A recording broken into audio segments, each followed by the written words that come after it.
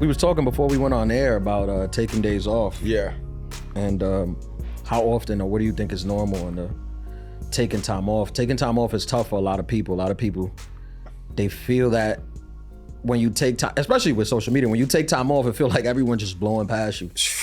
Light years. Yeah, so how do you do it? I mean, it just depends. Are you talking about creators or just in general?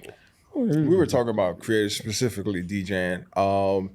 It's tough, man. Honestly, I try to take time off during the not so busy seasons, you know, when there's lows, especially depending on. So I do a lot of nightlife, but I also do a lot of corporate. When is not so busy season for DJing? I mean, for parties, like the start of the year. After New Year's, after New Year's, people take a break? Q1 is definitely tough. And it's gotten tougher since COVID because COVID really like changed everything. But definitely Q1 after COVID, that time between January and March really is people ain't really going out like that. And if people do, they're probably going to one place. They're not bouncing around. And then also summertime too. Summertime, July and August, this time is actually a downtime too. I think because people travel. People traveling, people going away with their kids and stuff. So yeah. I remember one time, this was a couple years ago, I went to I forgot why. I think a cousin of mine, he wanted to go to a party. Like it was like a club. It was a lounge on January 1st. Is the day after New Year's. And it was packed with people partying, and I remember looking around and thinking, you guys are degenerates. Yeah. Like, it's January 1st. I know y'all partied yesterday. Was it at night or was it? It was nighttime. It was just night, and it was like a Tuesday at nighttime. But that's New York. That's New York. But I remember looking around like, wow, these ain't good people. If you at the club on January 1st, because I know you partied on the 31st. Hard. So no one takes the 31st off. Nobody. To party on the 1st. On the first night. That's crazy. So taking time off is weird. I mean, a lot of people feel that it's like I said, like people are blowing past you, but I think it's important to take time off when you can, but people are blowing past you. They are. But the thing is too, is that you got to find that balance because then you, especially with what we do, you're doing what, 2 and 3 spots in a night? Yeah. On Thursday to Sunday, you flying. So you need that time off to recharge, get material, everything like that. Yeah. I don't really take days off like that. No? Not really. I'll take 1 day off a week, maybe 2 if I could fit it. But if you offer me something on that time, I'll take it. Yeah. I don't have a wife and kids, so it's you just got work. It's hard for me to be like, and I'm trying to get better with this, but it's hard to be like, my mental health. I mean, I didn't grow up with mental health. I grew up where you work basically, and if you don't, people outwork you, and then you don't get nothing. That's it. So I still have that embedded. You could call that generational trauma, but that is a good thing about. We got to get after it. Is that generational toxicity? Would that be considered? I think so. Yeah. Well, people say it's not good. People just be like, now you got people who you know are in therapy. They're like, I take 2 months off and just don't go to work. And that's I'm like, true. what? That's true. But then I saw somewhere where, especially, I think it was generation, what's Z? Is it Z? They said that they shouldn't be paid for productivity. They should be paid for the vibes. I mean, listen, I don't want to be one of these old Scrooges that's going against the younger generation. So whatever y'all want, I'm with y'all. Heard you. But some of this mentality is just insane. It's crazy, especially if you work at the airline. If you're putting together planes, we're paying you for the productivity. We're not trying to vibe. That's how windows get blown out at 50,000 feet. No, yeah, people, they'll. It's like offensive to tell your employees to like get to work. Like, you get sued. You could get sued. No, for you that. definitely get sued For telling one of your employees like, do hey, their job. Hey, can you do the job that I pay you for? You're like, what? No, that's a case. Right. Yeah, it's definitely a case. Shout out to them because they shout out. What is it? Gen Z. Gen Z. They figured out. They finessed it. They finessed it. They figured it out nice. Yeah. That's because they had it since they was young. No, I mean, I wish I was part of this mentality of like, what? I know you guys pay me a salary to do the job that I agreed to do when you hired me, but if I don't feel like doing it and if I'm not in the mood, you should also accept that too. And there's nothing you can do about it. Yeah. If you fire me, I'm going to sue. That's quite nice. Yeah. That's quite nice. I don't know. I'm still from the thing of like you work and you just work and then you pass away. That's it. And that's pretty much what we're here for. Yeah, and then you have a repass and people be like, no, I'm here to like live. I'm like, are you crazy? I mean, you're European. Yeah, this is insane. Don't even get me started on the Europeans, bro. Yo, these people take holiday. They get a like month, 6 weeks a year. They get a whole month.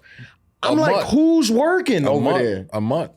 Straight. And they'll be like, life is so much better. You know, we take a siesta at 2 p.m. and then we're off for 4 months a year. And I'm like, okay, that sounds good, but no one is checking for you in top anything. What gets done? Like no one is going to your country for anything other than vacation in one of these, you know? What gets done?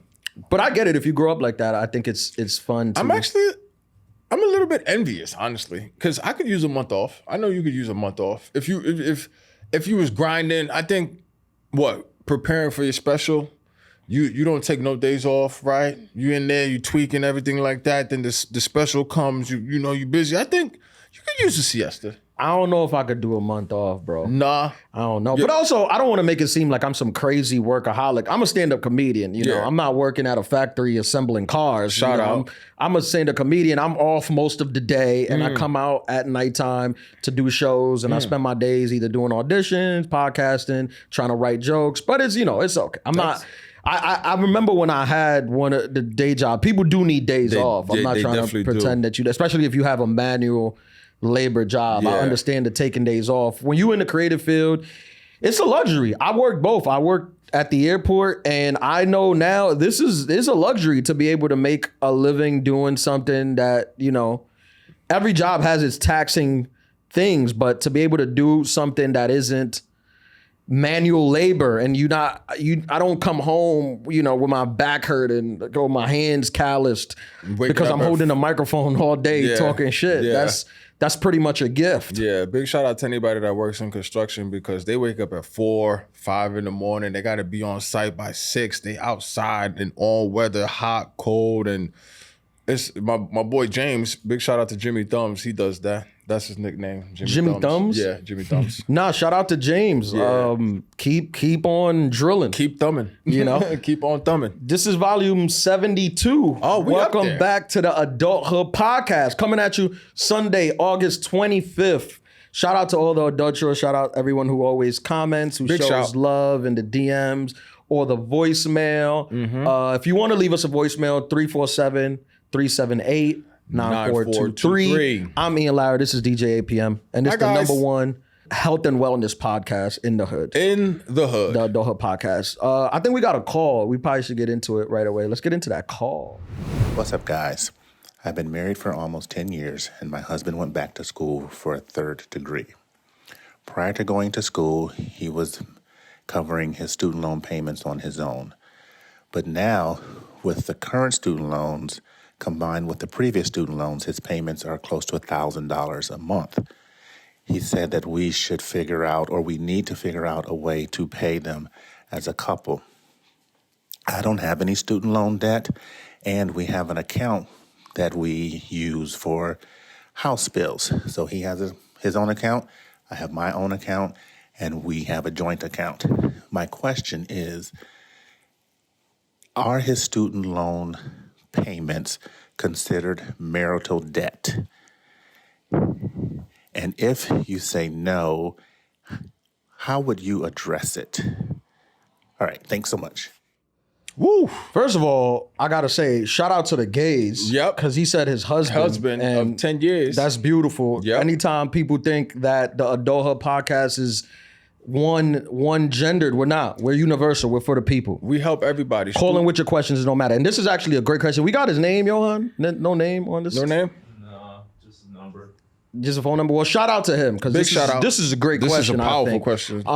If I'd say when you marry somebody, that's a tough one, but your debt is together, right? Combined. It's combined debt, right? Combined, yeah. I think if you got married with somebody and they owned a house, that house is now yours, right? Yeah. Also.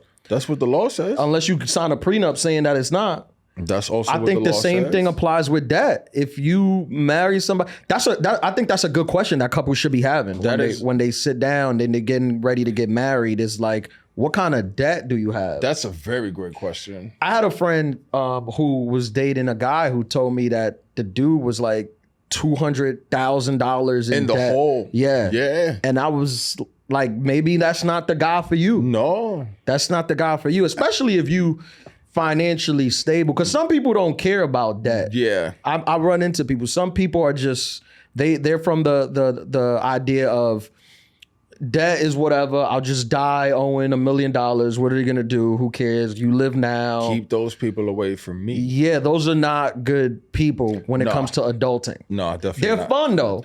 They're the ones who have the most fun too. Yeah, they're fun people. Because they don't care.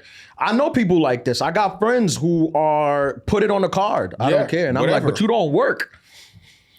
But they like the card works. So run it up. Run it up. Yeah. What is interest? Yeah.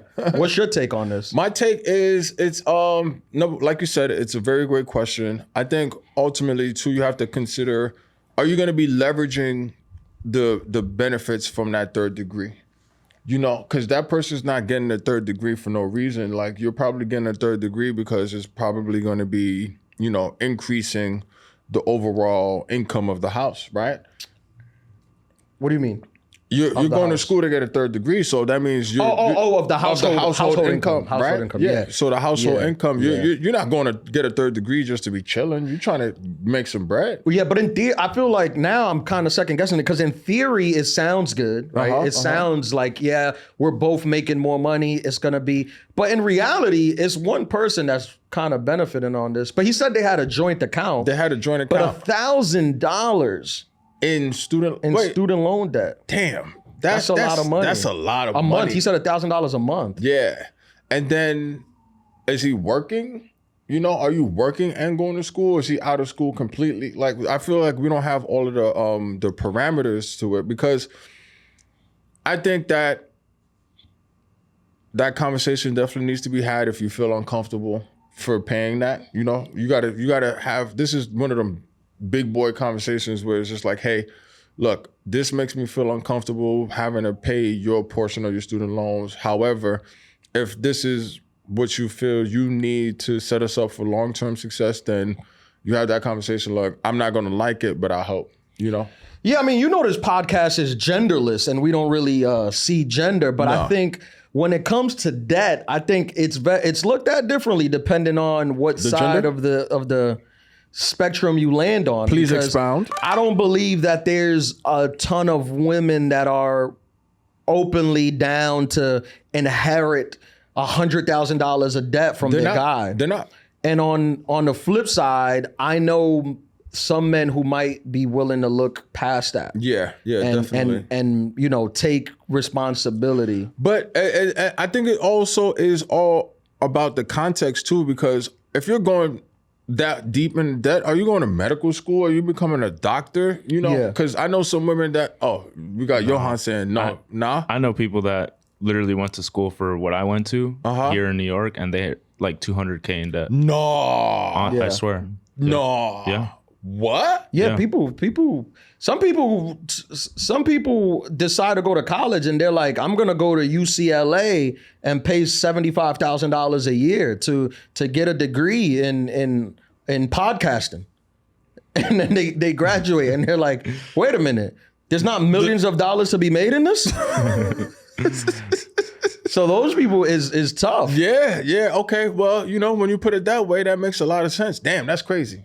Yeah. But like I was saying, I don't think that men are, I think that a lot of guys are generally more open to grace to taking it. I personally am not. To take on the debt. Yeah, I personally am not. I'm not one of those guys. I would like somebody to be as financially responsible as I am, who I'm with. I think that's an important part of our relationship. In fact, when you look it up, 90-something% of relationship problems they say is financial. Yeah. So then when in the relationship do you have that discussion? Because, you know, we are the Adulthood pod and we like to, lead people in the right direction? Is that something that you have earlier on?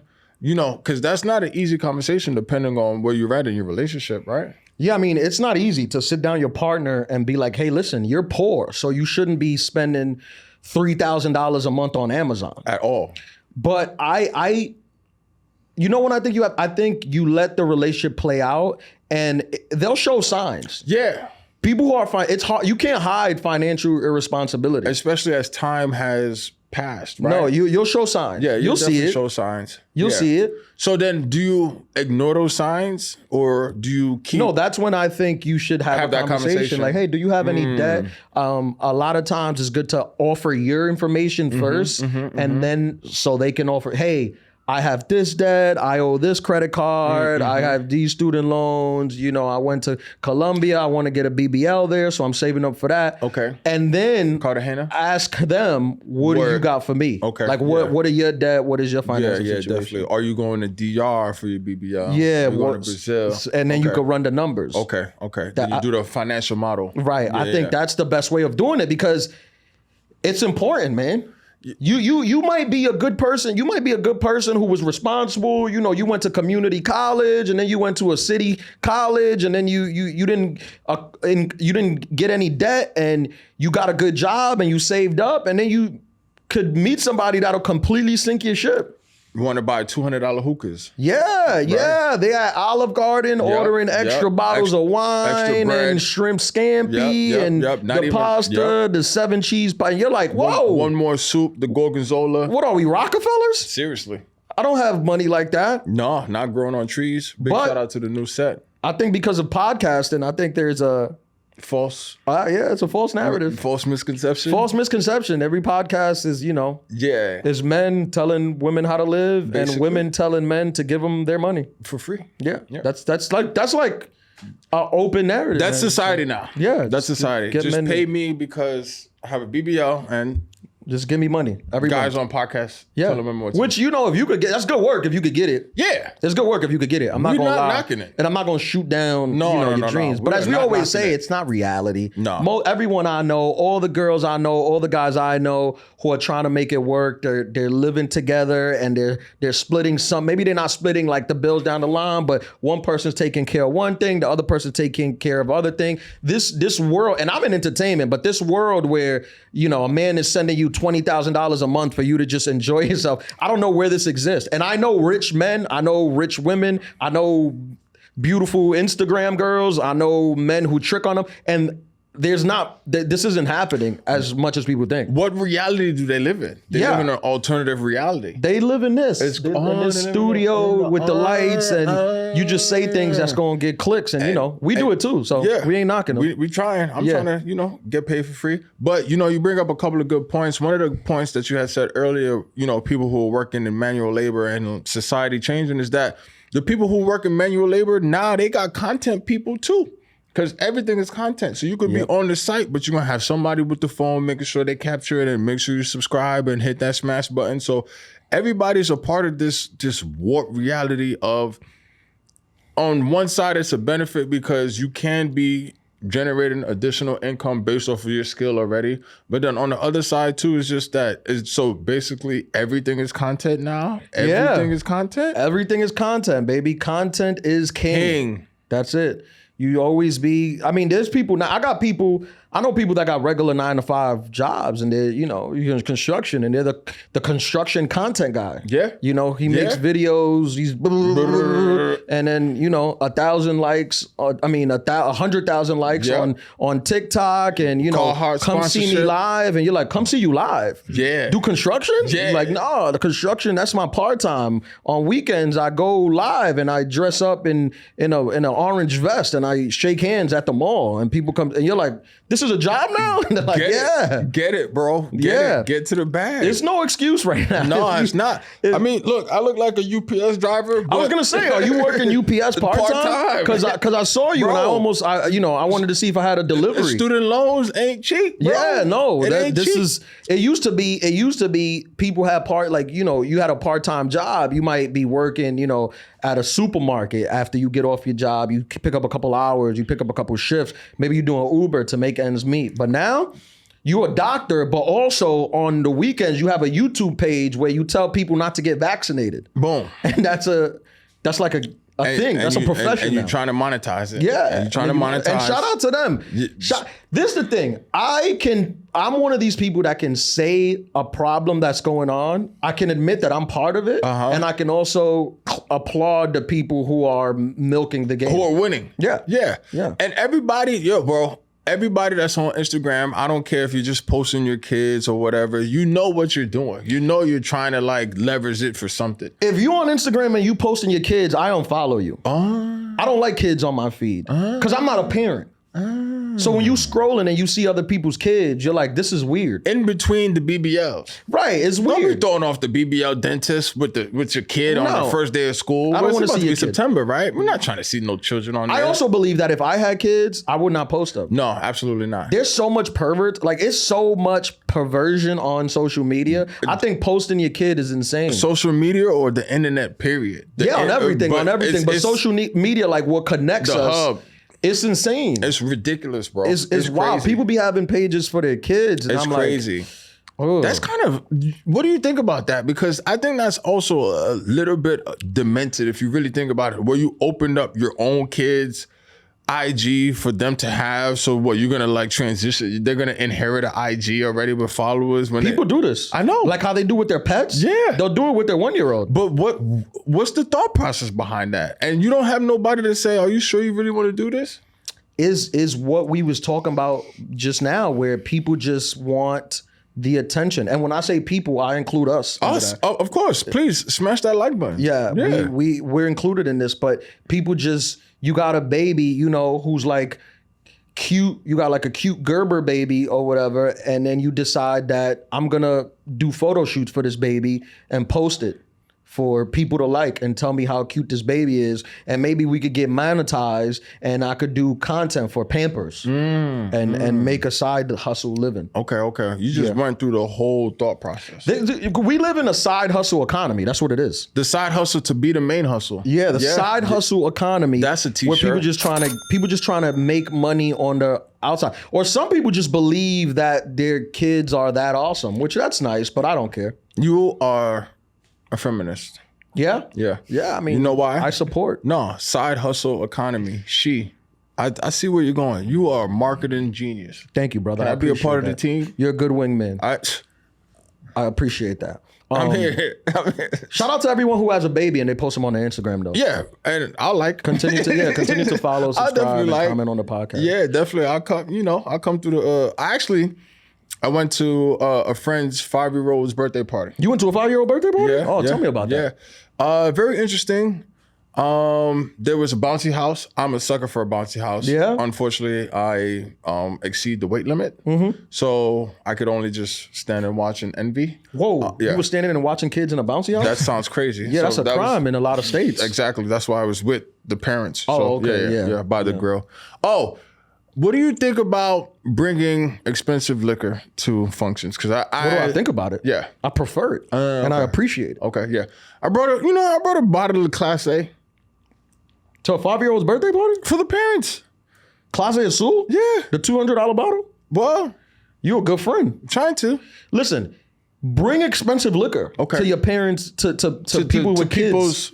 They're miserable. They need it. People with kids. That's why I brought it. They're on their last straw. That's why I brought it. Yeah. They probably appreciated it a lot. I hope so, because the kids were a lot, and it was the kids from school. This is why I brought this up, because there was the it boy from school that was there at the party, and it's just like, the little it boy? Yeah, the little it boy. It's like, little boy, if you don't stay away from my niece, I'll kick you down the stairs. Yeah, I'm not really with this. I'm from that generation. You bring up a good point, because I think that life is a marathon. Okay. When I see the little it boy, Nip. I'm not exactly too excited for him, because I don't want him to peak at 5 years old. Life is a marathon. You gotta build to it. It's long. It's a long process. if at 5-year-old you had kindergarten and you know your Fonzie Fonzarelli, you know the cupcakes, right? Then it's like life is gonna get tough for you. Yeah, because life is not as easy as walking into kindergarten and everybody high fiving you in the you know, and you being the most popular kid in class. So I worry about that kid. And your mom buying you all of the Jordans when they come out. Yeah. I worry about that kid. Yeah, because we know that it doesn't turn out. I think it's good for people to really get going after college. After college? Yeah. So when you say get going, do you mean to be on the ascend, or do you want it to be on the bottom and then start climbing? Well, it's tough, man. It's tough. There's a lot of people who peak in high school, man. That scares. That scared the hell out of me. You know, they were an athlete or in music or whatever the case may be, and they just in high school, and then after they take that away from him, it's hard to assimilate back.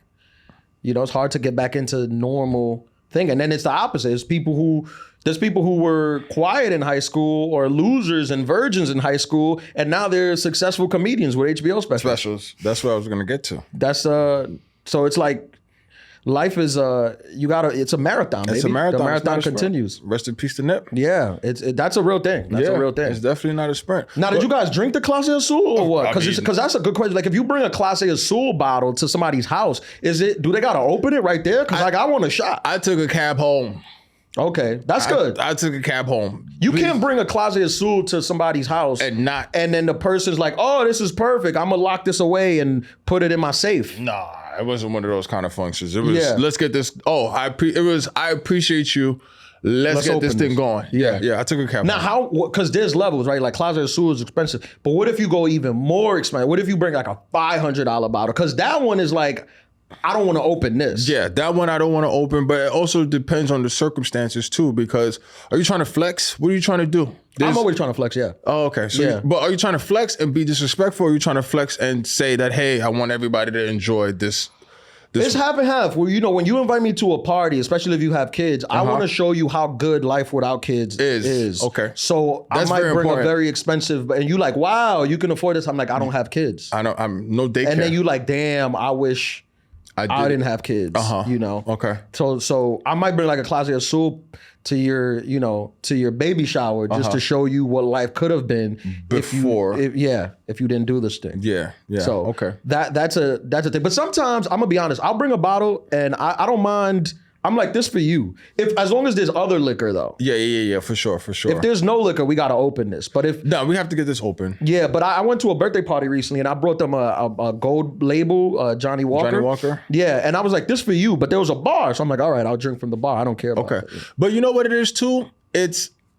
I am a tequila drinker. Same. And some people, you know, they might do the cognac or the wine or whatever. If I'm coming to a function, I want to make sure I'm in the best spirit so I can, have a good time. And so I'll also bring what I like, just in case you don't have something that I like. Well, it's like, oh, okay, I got the tequila. So that's a good move. Yeah. That's a good move. That's an advanced move. Bring what you like. I do this a lot too. Yeah. I'll bring to a party what I like. And I'll bring a big bottle, because I don't want you to, some people might feel the type of way, oh, you brought this and then you opened it and you started drinking it. Like, no, I'm bringing the handle. Now, let me ask you this. You bring up a good point. If you bring a bottle to, let's say, a function, and let's say there's a bar where the liquor is. Yeah. Now, are you putting your bottle at the bar? I'm putting my bottle at the bar. Same. Yeah. That's a good move. I look at the liquor like lending money.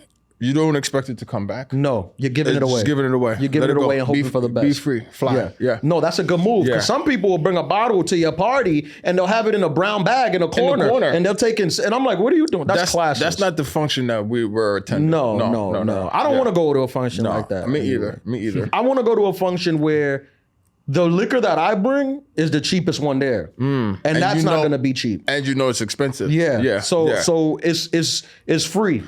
And you know what? Also, any type of Black or Latino or diaspora functions, there's minorities. There's a lot of food too. Yeah, food. So I bring a lot of liquor to, not to compensate, but to compensate. Just to let I'm going to eat your food. I have multiple plates. Yeah, and I'm taking to go. Right, which I did. Right. So I want you to let you know that I appreciate you. Yeah. So boom. When I go to a party, when I show up at a party, I like people to feel like Ian's here. things are gonna be different. It's going now. up. It's going up. Yeah, whatever was going on before I got here, we going to another level. Another level. That was just the base. Right, right. So I like that. When I walk in, they're like, yo, Ian's here. Because when I go out to, I don't go to a lot of parties because I'm a very busy guy. I gotta work. We work at night. It's hard to go to parties. You work at night. I had to leave. Yeah, so that's the thing. So if I take a night off and I go to the party, I need it to be a vibe. You're coming to enjoy. Right. Yeah. I need people to be like, hey, I saw you on this. Yeah. I saw you on that. Yeah. This is a good time. We're going to have a good time. I got to tell my friend I was at a party. Yeah. I want people to come up to me times like, stop the party. Let's take photos. Yeah. That's where you're at. Yeah. I'm at the age where I'm like the old black man now. So I'm coming through with the linen and some white forces. Of course, I'm coming in a short suit. So, I'm matching. And I'm dancing to the old school vibes. Yeah, and Frankie Beverly. I'm 6'8". So people could see it. Yeah, but I'm also very, very sociable because it's a party. A lot of people, sometimes they might be standoffish. I'm too outgoing for that in a party sense. I love that. Because I'm one of these guys too. If I show up to the party and the party's kind of dry, clear the dance floor. Give me the mic. Let's go. It's party time. Yeah, let's go. Get the electric slide going. We dancing. Yep. And then I fuck it up and then I leave. That's it. I'm not on beat. No. I'm like Elaine. Once the party is at a thing where I feel that like I was responsible for it, now I'm leaving. Because you did your job. Yeah. That's it. I feel like the job is done. Certified party goer. Yeah.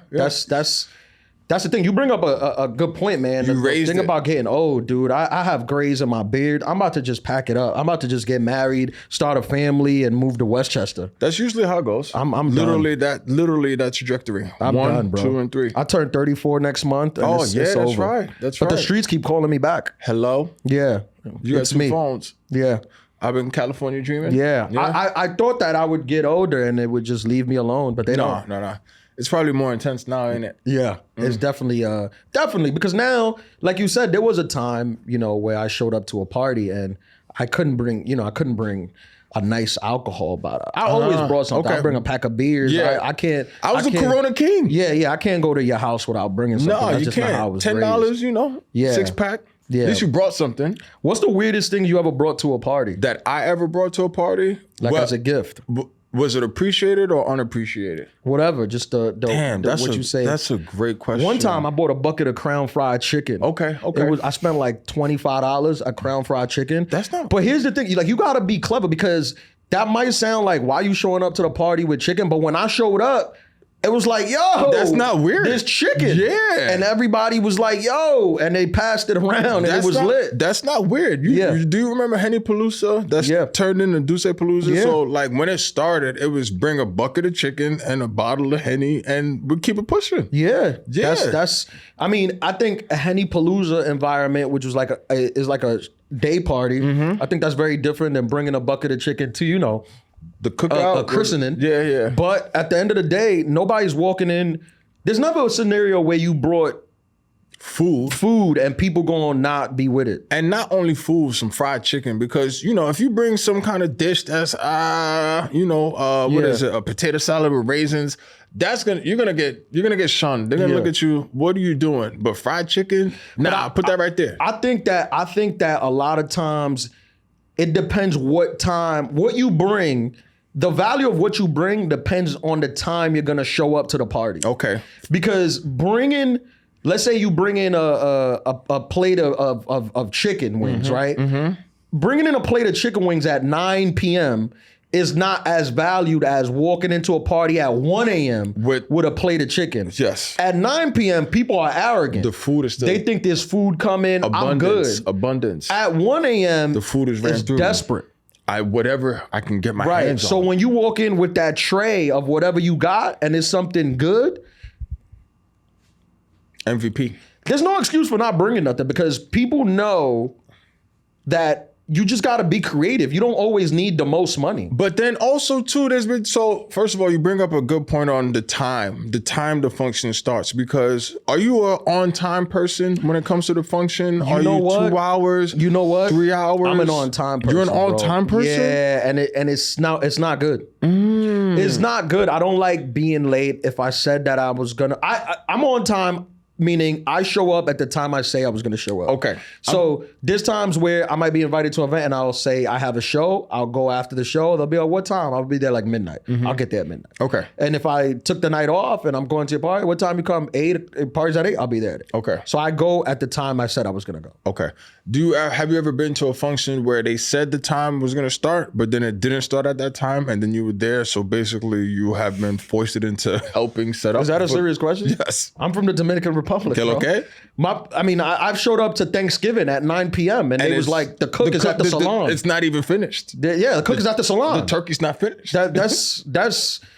I remember one Thanksgiving I ate at like 11:45 p.m. That sounds about right. That was dinner time. I know. I remember. I was there. My friends I'm scrolling through Instagram. My white friends, they ate at 1. They had 2 meals. Yeah. They watched the game. They took a nap. You haven't eaten one time yet. Yeah, that's. I mean, I don't think I've been at an event that started at the time they said it was going to start at. Okay. Yeah, because that was definitely one of the things that I noticed too, where there was a time that it was supposed to start, and it didn't start at that time. And it definitely didn't end at the time that they said that they were going to end. I honestly haven't been to an event that started at the time they said that, maybe a family or friends event. Yeah. That started at the time they said it was going to start. Probably never. That's not a part of our complexion. Yeah, it doesn't. It doesn't. I don't like it though. I'm not pro this. No. I'm the kind of person because I like to host too. Yeah. So it's like I don't have my own home now. I just have an apartment. But I had like a Super Bowl get together for this last Super Bowl and show up. Like I had courses. I had different types of food. I had different alcohol. Did you get a call? Did you get a text? No. No. We were doing the show, right? We were doing Adulthood by that time. During the Super Bowl of 2024. Yeah. Oh, okay. You guys didn't check. You guys, I sent it through email. It's probably got lost. Email. Yeah. He said courses, not. Well, it's a Super Bowl party. You know, I like to host, but a lot of times you host and you be a good host, but the people when they invite you to their place is not the same. It's not. It's definitely not. And then at the same time too, what I was gonna say was, have you ever been invited to a place where your gift is so not of the taste of the people that it's almost embarrassing that you brought it? Like, and I mean that in So the sense high of shelf? Yeah, like I went to a party one time. I went to a barbecue where they were serving grilled lobster and like filet mignon. So my little bottle of, I think I was still drinking Casamigos at the time, was laughed at. Like, get this out of here. I don't know, man. I think you show up with like a mid-level of alcohol at it's gonna be appreciated. Because a Casamigo, even if you're a millionaire, a bottle of Casamigo don't hurt. It's gonna get drank. Yeah, you put it at the bar, it's fine. It's gonna get drank. I've had the opposite where I bring a bottle of Casamigo and they're grilling spam. They're making spam burgers. Okay. And I was like, okay, I'm gonna put the Casamigos back. Hold on, was that Terrell in them? And get Devil Springs. Okay, all right. That's what I've been at. Those type of parties. Okay. And I'm the kind of person too. If I'm hosting, somebody's I'll be like, oh, you asked me, should you bring anything? I'm gonna say no, but you should bring something. Yeah, but I'm also the type of person, and I don't know if it's because of the upbringing or family that we, but. It's also, if I'm hosting, it's going to be an abundance. I want you to take things away. The alcohol is going to be flowing, the drinks, the food. Like, I don't like hosting anything where the food runs out, because then it's just like, you didn't prepare well. I mean, going to an event where the food runs out, that's one of the top 5 most embarrassing things you could on the planet be at. That's when that bucket of fried chicken comes in handy. Yeah, I mean, the food running out. I thought about this because I have a family who like to go plates a lot. Like the young people, they don't care. They don't care. But the older people, they just want to go. So sometimes I thought about hosting. If I hosted a big party, I would make a rule like no to go. You just got to eat it here. It's like a buffet. They're not gonna come. Like no to go. Would they come to the party? Yeah, I think they would come, but I think they would be itching to take something to go, to get a to-go plate. Because sometimes they don't even. I'm like, you haven't ate here, and you pack it up. I've seen an event where they were 2 steps ahead, where they had the to-go plates already prepared. That's what I want to do, because I would say no to go, but then I'll have them prepared as they walking out here. Yeah, boom, here. I was like, this is incredible. You guys are great. Because I have this.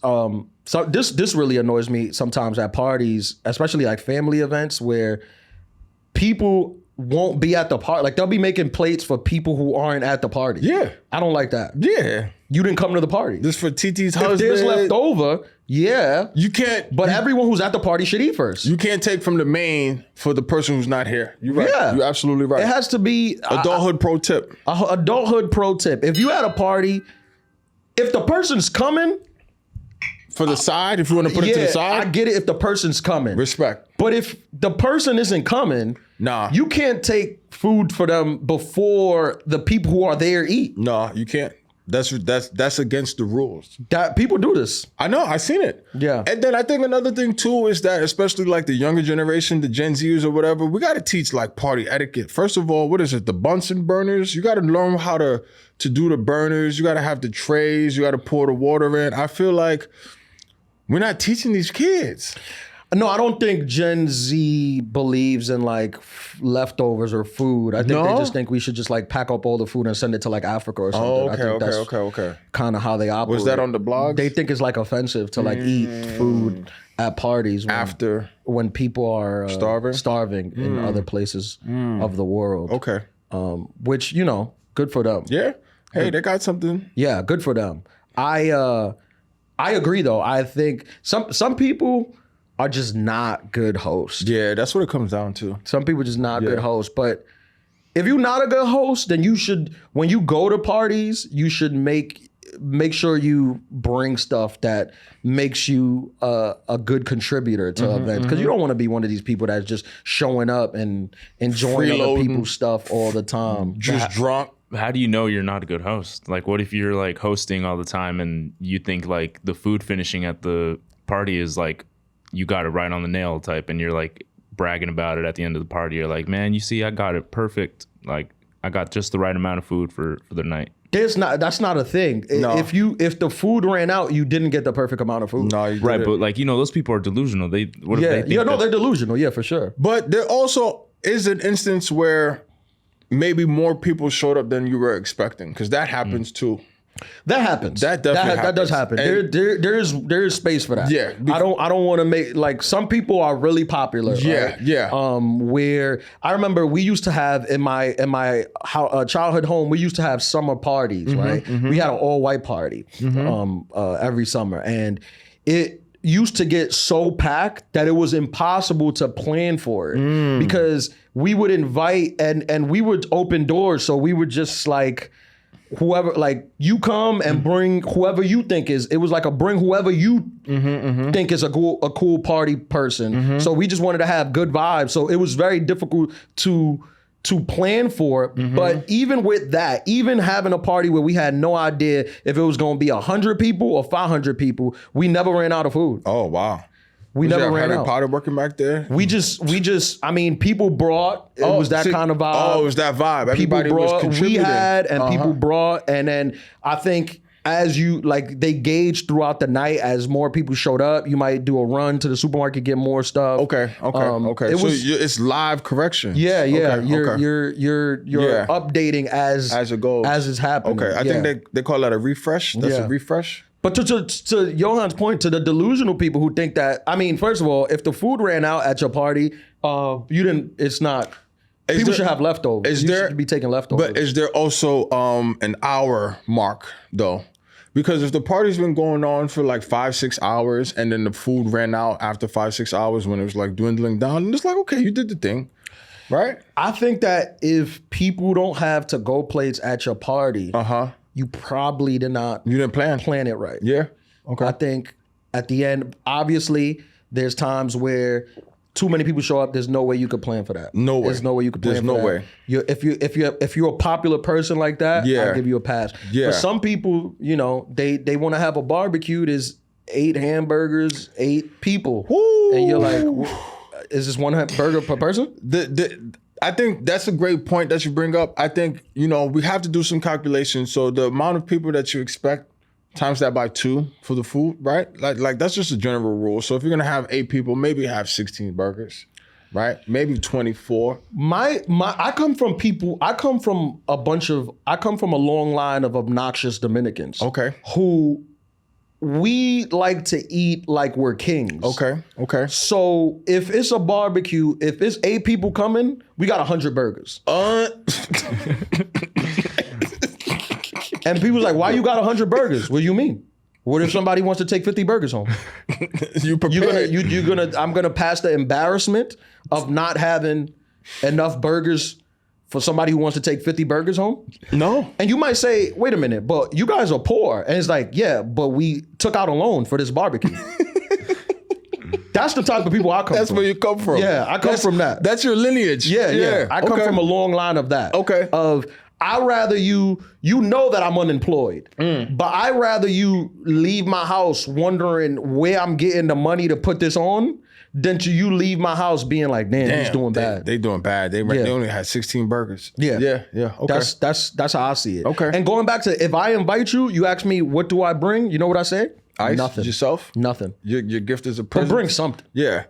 I mean, if you can't cook, alcohol is always appreciated. Always appreciated. Always appreciated. Bring a 6-pack. A 6-pack, but A even 6-pack. Yo, Bring high noons. Ice is so critical Ice. too. Bring ice. You can't bring ice, bro. Ice and like a styrofoam cooler. You know how many parties got saved because of that? I want to be clear too, because there's some people, if you're one of these people who are constantly going to parties with the same group, like if it's a family party or a friend's party, and you've already built up good equity as a person who brings, you don't got to bring every time. You don't, but then you also have been to multiple functions where you've probably had such a great time, especially like if I'm coming to your crib, your parents' crib, and I know the food is slamming, everything's slamming, I'm bringing every single time because I know I'm guaranteed to eat well. Yeah. I'm dancing. But if we got the dominoes, right? For sure. But if you already got good equity and who you are, the rapport, it's just I think it becomes like a pay it forward kind of thing. Where it's now I got family members like this, which is like, oh nah, they've sponsored a whole party that wasn't even theirs. So when they come through, it's like you don't got to bring nothing. You're good. You're on the VIP list. Yeah. Okay. That's what I want to be on. I want to be on the list of people that don't have to bring anything. You've crossed that threshold. Yeah. You're a part of that upper echelon. Like, no, he's good. He's good. Yeah. They give you a plate when you walk in. Right. And when I'm the one hosting, I like to give that treatment to the VIP people. Pay it forward. So I've had people show up to my party, right? And let's say they're people who have brought stuff before, or maybe someone who never came to a party, but they've hosted parties. They've hosted like lavish things where I ate good. So you show up to my party. This is a nice touch. I've done this. You show up to my party, party's lit, boom, boom, boom. I might go in the secret stash, put out something just for you. Just for you. Hey, I got this. Me and you drinking this tonight. Oh, okay. Like the what is it? The Henny White. Yeah. That's not for everybody. I got a bar for those type of occasions. And you know what? You just made me think about something too, because some people might be down bad, but there's also the person who's down bad that always stays after, that puts the chairs away, that helps to clean up, that makes sure that the place is pristine. They know they couldn't contribute in one way, so they contributed another way. So you got to leave room for them too, because they might be not on the VIP list, but they're acknowledged. Like, okay, you down bad, but I know my place is secure afterwards. For sure. Yeah. There's these a lot of times in Dominican culture is these women who you don't need to get caterers. They're just, that's what they contribute. And I love that. Yeah. I love that. Absolutely. If that's what you bring to a party, that's cool too. You don't got to bring nothing either. Absolutely. I had this happen one time. I remember this was a couple years ago, before the pandemic. I had one of my boys, his dad, who we all grew up together. And he was like a dad to me too. Mm-hmm. So when we was kids, we always used to take us out as the boys. We used to go to this game, that game, go watch a baseball, whatever. He was like, we treated us like we was all one family. Mm-hmm. And he showed up to a party, and he hadn't been to a party for years. And I know what he likes to drink. Mm-hmm. I happen to have that in the stash. So when he showed up, I went in the stash, and I'm like, this for you right here. Don't worry about that. You have this right here. Because you had the cachet, the rapport. Right. You want to make people feel nice. You definitely do. I think a lot of people they don't even take that into consideration. Everybody's so, influencer on their phone. You make somebody feel nice, that goes goes a long way. Yeah, I'm like that. Yeah. I like to make people feel nice. Yeah. And if I go to your event and you don't reciprocate that energy, I talk about it on a podcast the next week. And please make sure you hit the subscribe button. Yeah, that's the kind of vibe that I get. Yeah. I don't know if maybe we should just intro this topic for next week, but I feel like, you said that you're turning 34 in a couple of weeks. Yes, sir. I turned 35 a couple of months ago, and I think at this, these big ages, I think there's some prerequisites that a man needs in his life. One of those things is, so I told you last week that one of my friends was murdered. The funeral was last week, and some people don't got black suits. I just realized that. Yeah. I think as a man, you should have a couple of suits when you get to a certain age. A black suit, a blue suit, a tux maybe, and then a gray suit. I agree. I mean, not owning a suit as an adult kind of tells me that you have nowhere to be that's important. That's pretty much important things you generally need a suit for. So if you don't have a suit, you don't have important things to go to. The doctor's appointment, when they're going to tell you if you have a STD or not. Suit time. Yeah. Right. I mean, buying a car. I think a lot of these people didn't have, father figures or the Adulthood pod to kind of tell them when they was growing up, like, hey, you should have this. Yeah. You should have a suit for sure. Yeah. Even if, you just have it in your closet. You definitely should. I'm not saying that expensive. Go to H&M. H&M. Get one of those cheap suits. You got wild Jordans in your closet, which is great. Yeah. But have a suit. Yeah. You don't want to, I felt just like, man, like my man passed. Everybody's looking nice and you coming through looking a little scruffy. I'm like, and I didn't want to be judgmental in that instance. It's just like, you probably just don't own one. I've had this happen before as you go to a funeral and people dress down to funerals, which I feel that, I mean, part of me is like grateful that you showed up, but the other part of me is like, but it's kind of disrespectful that you didn't dress up for this thing because that's... So I'm not tripping.